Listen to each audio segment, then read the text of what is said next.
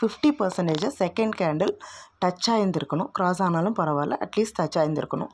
Second கேண்டிலோடைய ஹையையும் first கேண்டிலோட ஹையையும் இந்த third candle வந்து break out பண்ணியிருந்துருக்கணும்.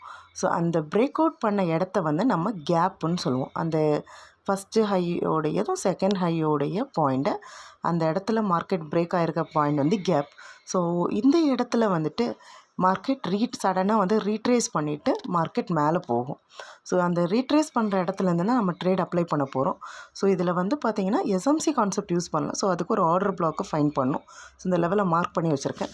So இந்த இடத்துல கரெக்டாக அந்த ஆர்டர் பிளாக் லெவலில் நமக்கு இந்த ப்ரைஸ் ஆக்ஷன் பேட்டர்ன் வந்து க்ரியேட் ஆகும். ஸோ இப்போ பார்த்திங்கன்னா நமக்கு 3 கேண்டில் பேட்டர்ன் க்ரியேட் ஆகிருக்கு.